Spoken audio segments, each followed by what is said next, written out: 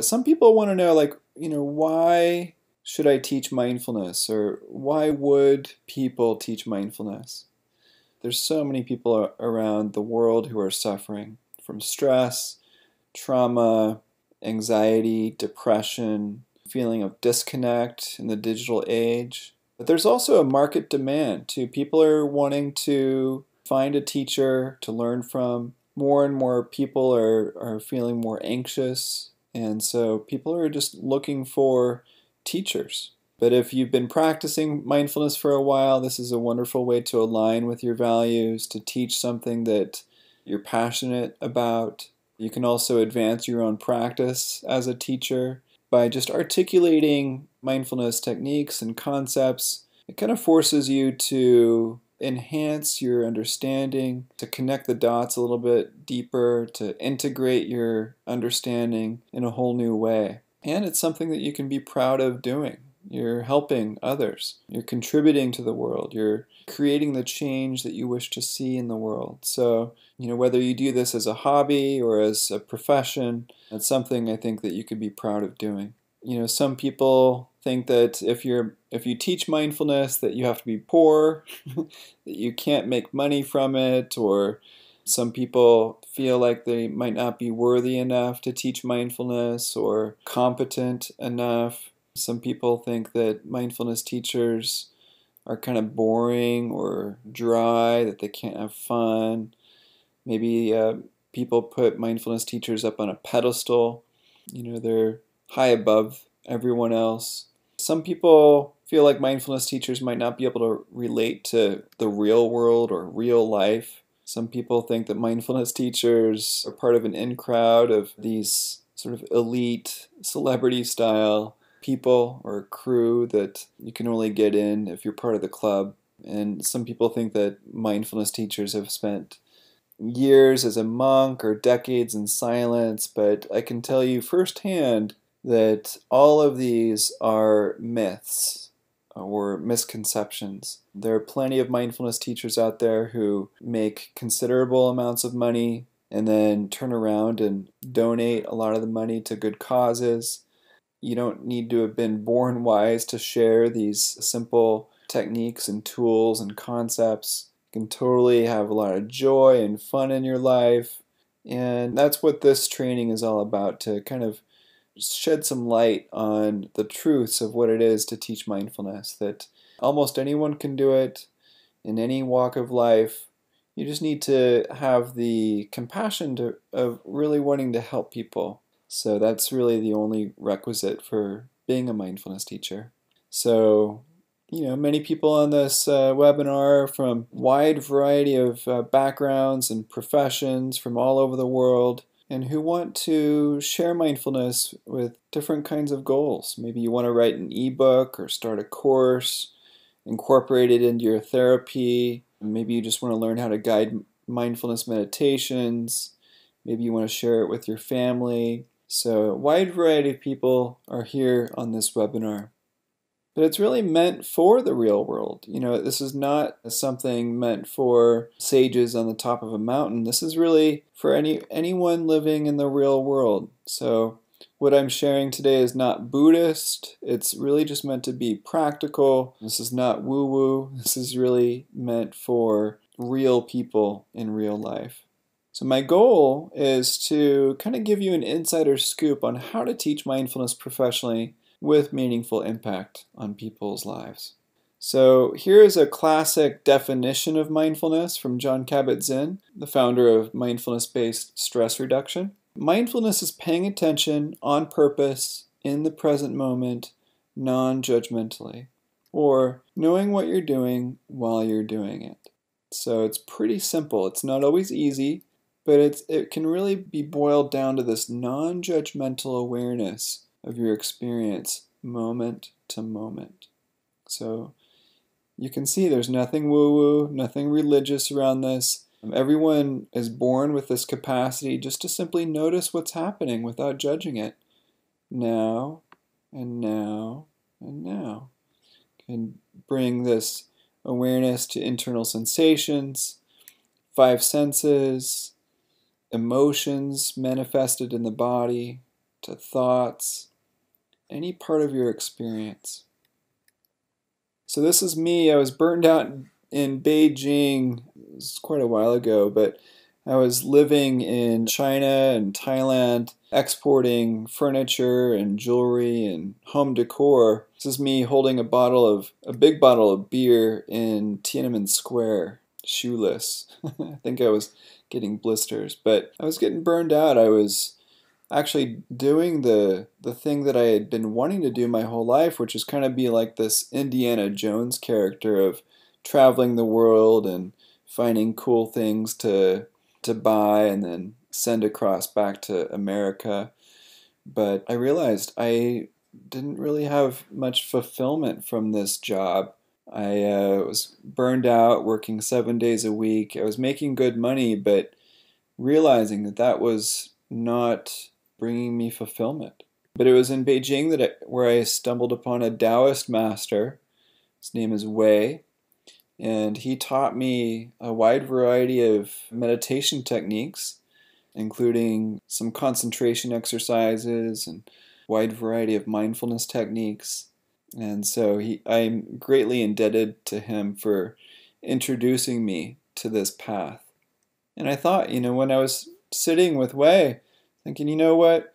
He embodied this way of being and this serenity and strength and compassion, these ways of being that inspired me. And I thought, before I die, I want to have cultivated these same qualities in myself. And I thought, how can I do that? How can I cultivate these qualities more and more to where I really embody them, where I treat others with kindness and love and compassion, where I'm able to sense into my experience without reacting against it, where I can feel confident that I can handle just about anything and be present for it and have that courage to face what's happening without getting caught up or in the sense of overwhelm. And I really just wanted to help others as well. I felt like the job I was in, I wasn't doing any good for anybody. And that had bothered me. So I was thinking, how can I cultivate these values full time? So I became a monk. I decided, I'm not really religious, but the only thing I can think of to allow me to practice mindfulness full time is as a monastic. And so, one day I was actually living in Jerusalem, listening to the Dalai Lama teach these advanced meditation techniques that went way over my head. But I was thinking, maybe I could do something like the Dalai Lama and just kind of practice these techniques all day. So I have never really considered myself Buddhist, even though I was a monk for 2 years. But I really got to practice all day from 3:30 in the morning to 10 o'clock at night. It was a profound experience for me, and obviously just learned a lot practicing so deeply. And it was the hardest thing I've ever done, but it was also so rewarding for me as well. After I disrobed from monasticism, I started working at Spirit Rock Meditation Center with Jack Kornfield, and I worked with some of the world's top mindfulness teachers and supported the practice of over 100,000 people in person.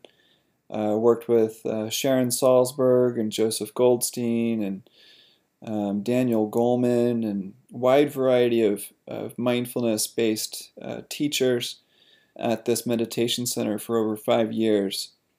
And really, really grateful for that experience. Worked with Jack Kornfield.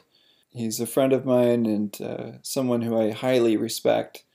If you haven't read or listened to Jack, I highly encourage you to check him out.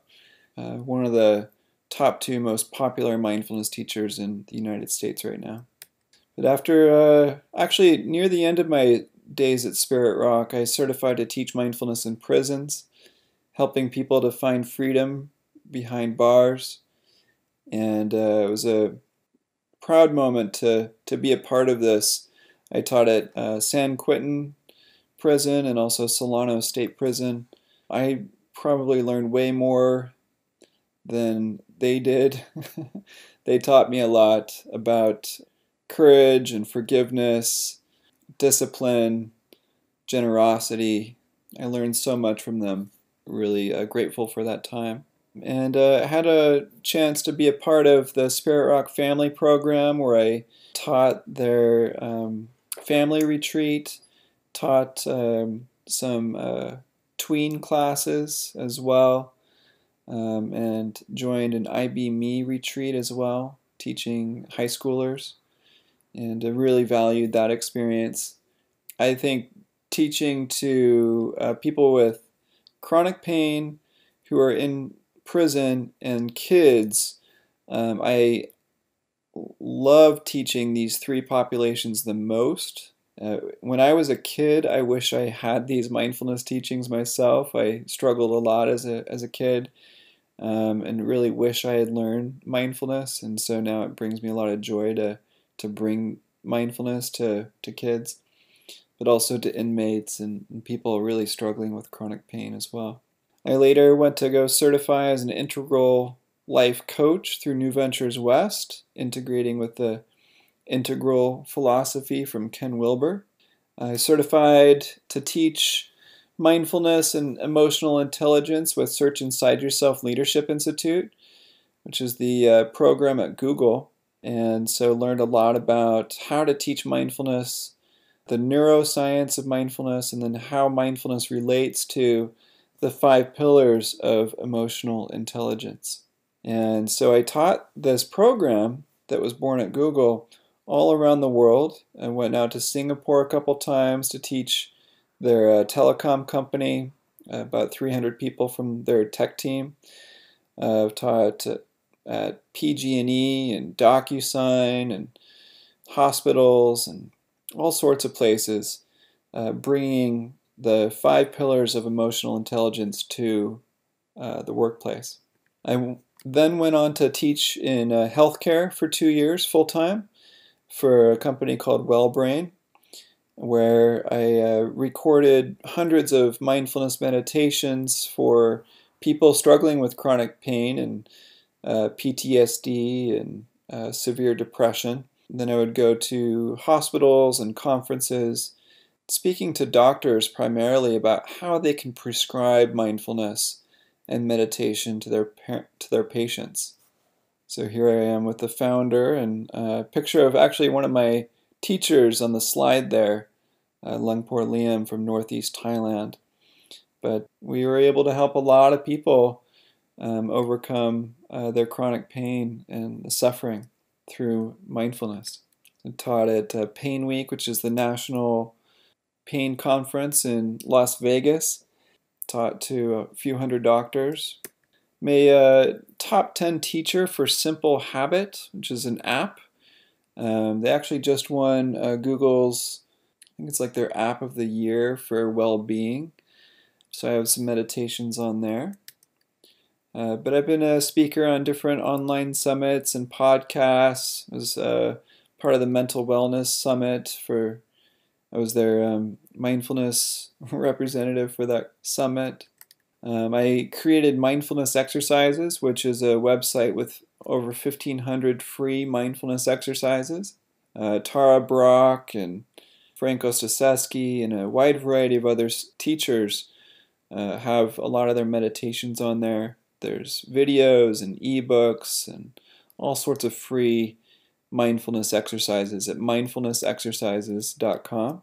And just last year alone, over 634 meditations were shared around the world, so feel very, very happy about that. But I've worked with celebrities and athletes, and just very, very happy to be sharing mindfulness as my full-time profession. I was a speaker host at Wisdom 2.0 for 2 or 3 years now. I've helped Tesla build a mindfulness program for one of their teams. I've taught at Reddit and just feel very grateful for this experience. So in teaching mindfulness, though, I've really struggled and sacrificed. I've made every mistake in the book, and I'm writing the sequel.